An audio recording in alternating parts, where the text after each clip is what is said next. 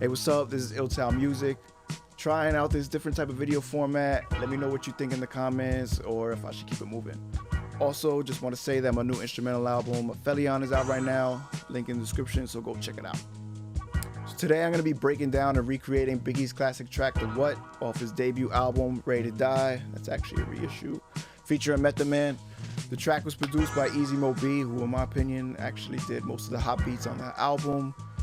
Also, he still DJs to this day and he's really dope, so make sure you go check him out. So the beat is really comprised of two main samples. You have the drum break and you have the main loop that's chopped up. There's also like an organ stab in there, but I don't really know where it's from. Easy Mo B probably sampled it, but it could have been from a keyboard as well.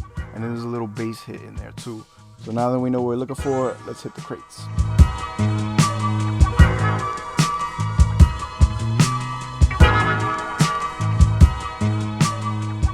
Now it's time to record it into the computer.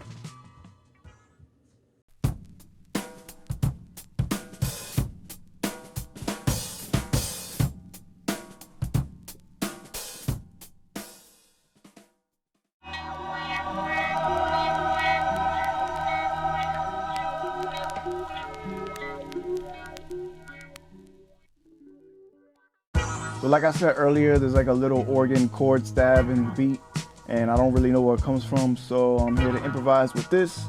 This is a Hammond M3 organ from like 1955 or something like that.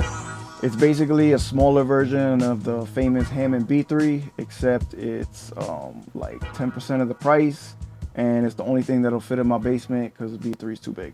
So I think all that Easy Mo B did, if he didn't sample it, is he played these two notes right here, which is a B and a D. That should do it.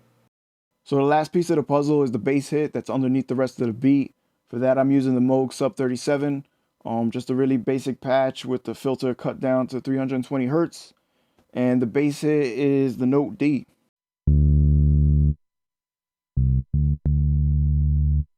And that's it. We're ready to make the beat. So Easy Mo B would have made this on the SP1200, which I don't own. So I'm going to cheat a little bit. The SP1200 has this really distinct crunchy sound because of the low bit rate. You could kind of get that with an Akai S5000. So I'm going to run through all the samples that I just recorded through that to get it that really like distinct crunchy lo-fi sound.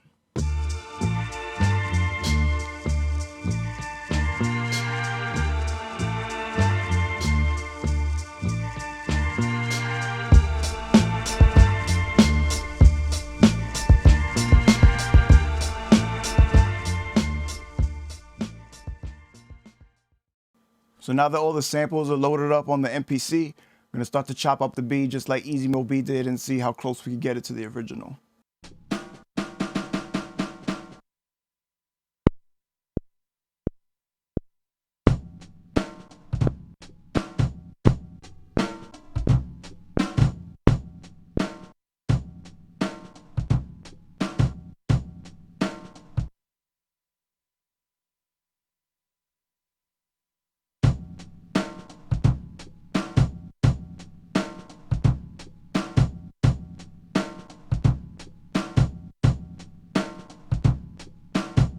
So Easy Mo B chopped the hell out of this sample. So basically, here's the different parts. And then this part right here, he pitches it down at the end of the loop like that. So basically what he did was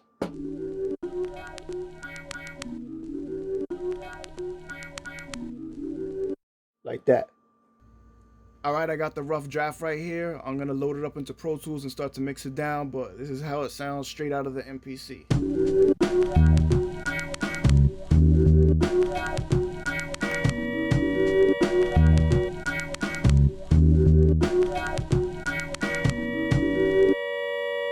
So as you can probably tell by now, I didn't include any of the video of me editing everything in Pro Tools because honestly it's long and boring and nobody really cares. But I did want to walk you through what I actually did with the samples once I loaded them outside of the MPC. So basically for the drums, I boosted up the low end, cut off the highs, and added some compression. For the main sample, I noticed that the pitch was off from the original. It was a little bit higher, so I lowered that one semitone. Also, Easy Mo B only used the right channel of the sample. So what he would do a lot of is add an effect to the sample so that it sounds a stereo. In this case, I added a little bit of chorus and a little bit of doubler effect. I don't know if that's what he used, but it sounds pretty close. And also I added a little bit of reverb and EQ'd it a bit to raise up the mids. For the organ and the bass, I just made sure that the pitch matched and just mixed the levels right and add a little bit of compression. And now it's time to hear the final version. Let me know what you think in the comments. Does it sound like Easy Mo B's? Does it sound totally different? I don't know. You let me know.